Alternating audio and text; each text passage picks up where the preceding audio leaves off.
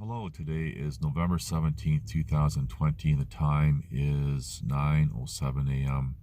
This video I'm going to be talking about reading something literally versus interpretations. And yes, you can read something literally and then interpret based on one's knowledge base, their feelings, their critical thinking skill level, and most of all, the acceptance of, for example, liberal arts, theoretical pseudosciences, and theoretical mathematics. And these things have dominated. They have replaced practical sciences as well as practical mathematics, but I digress. So this is going to be focusing primarily on scripture. And it doesn't mean that this doesn't apply to any topic, but I'm going to be focusing on scripture here, where people, for example, have spent their entire lives, these scholars, with the actual physical original texts in their hands, the original words, and they can't even agree to what is being said or anything else. And they're having conflicts. Now, what I find very interesting is where you have today's Christians picking up, for example, the King James Version of Scripture and saying, and for those who don't know what I mean by Scripture, in Christians, it's the Bible. They're saying, well, this is perfectly preserved. And I'm putting aside any human-made changes over the centuries, as well as, I just call it woo changes with regarding to not only scripture but all sorts of different topics. This is not what this video is about, just before anyone starts going to hit the stop the play button. Anyway, so these people have these original texts and they can't even agree. Again, you might have one individual reading it literally and then applying their interpretation to it, while others openly, right from the start, say that they're relying solely on their interpretations.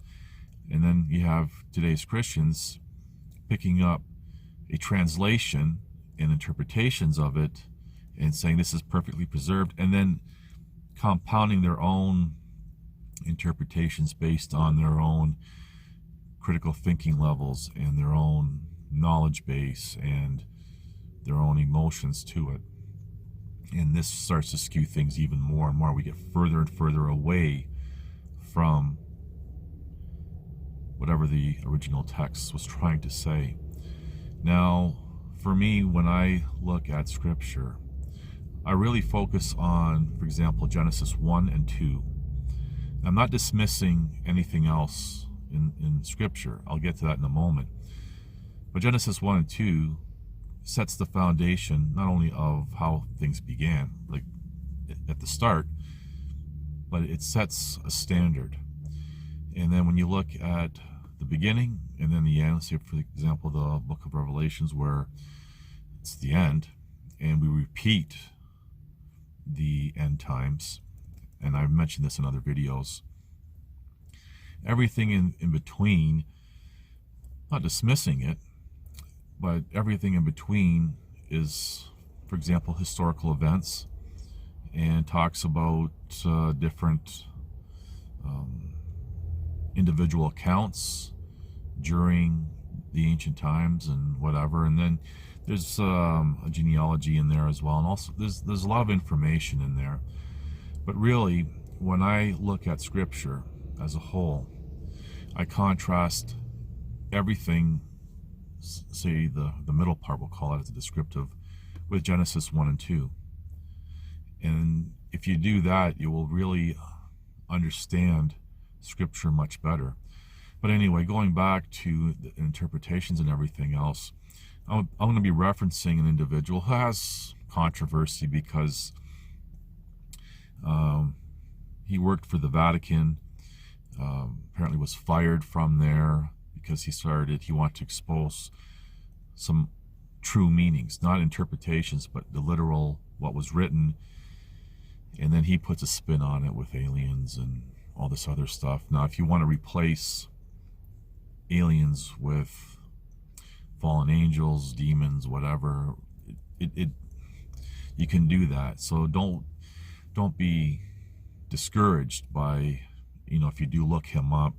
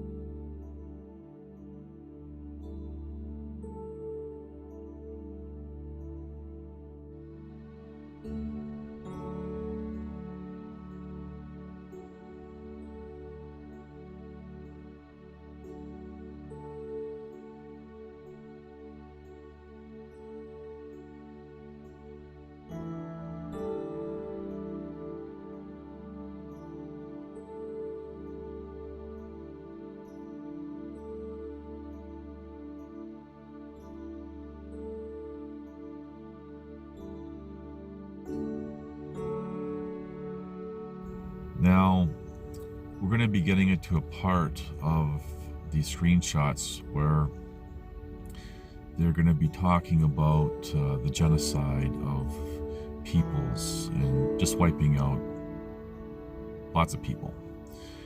We see the same type of thing today, but anyway.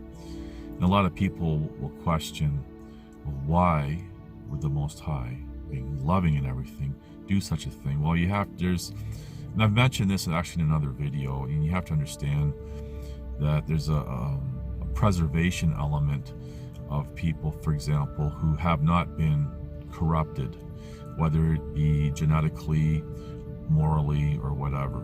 But I talk about this in another video. And then they talk about the women, for example, and basically prizing virgin women.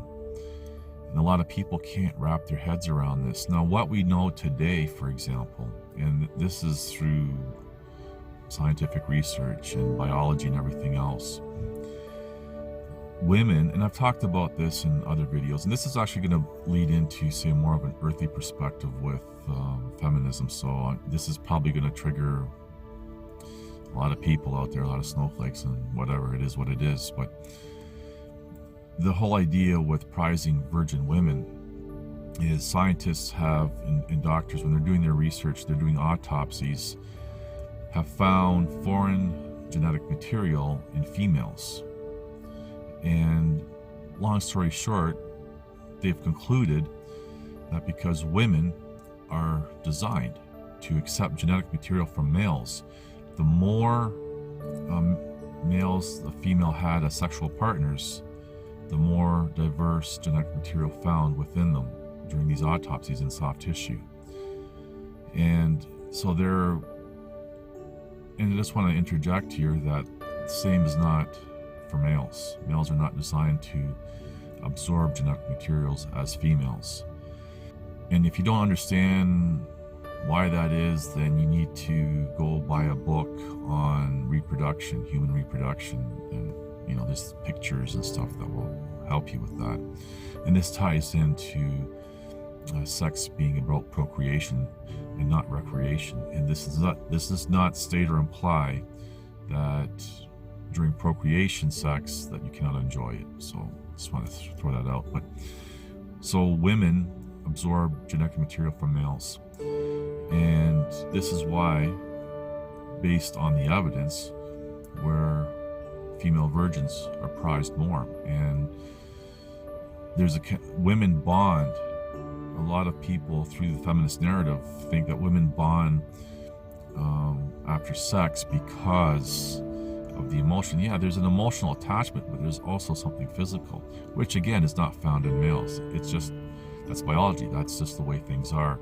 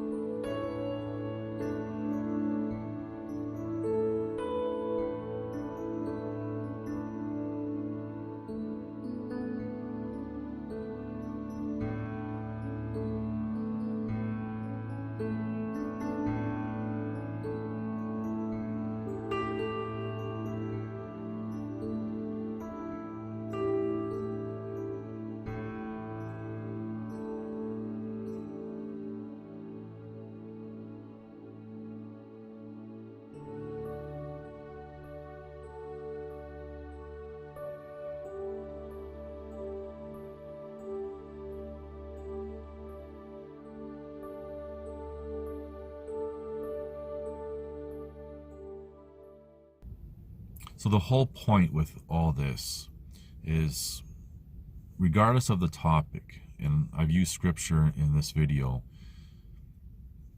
read information or listen to information literally, and then vet the information. And I've said this in other videos. It's very important to use related, unrelated, direct, indirect, independent sources to vet information.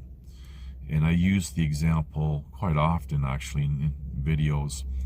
People talk about Egypt and how the Egyptians built the pyramids, but when you actually, and there's scholars there that admit to this, but it's all suppressed because it kind of takes away from their livelihood there with the pyramids and tourists and everything else. But when you look at what the surrounding regions at the time were saying about the pyramids were there. The people who call themselves the Egyptians came across this stuff and adapted it into their culture, and it just kind of stuck. What's really interesting, though, and I've mentioned John Levy in his work, was showing old monuments and buildings and everything else in North America that are older than what mainstream historians would say, and those structures are being incorporated into, for example, modern civilization in North America. So we're doing that today. We just don't see it because we're too close to the forest to see the trees. Anyway, to get to the truth, vet the information. You'll get closer to the truth. And for myself, despite whatever knowledge bases that I have, personal experiences, say for example with the earthly and you want to call it the spiritual, as well as the woo-woo, I never made any claims that I know everything. But that's just generally speaking. Now, you always have to remember there's always someone who knows more, who has more understanding, who's also bigger, stronger, faster, smarter. We're not all equal. Anyway, thank you for watching. Please like, subscribe, comment, and share.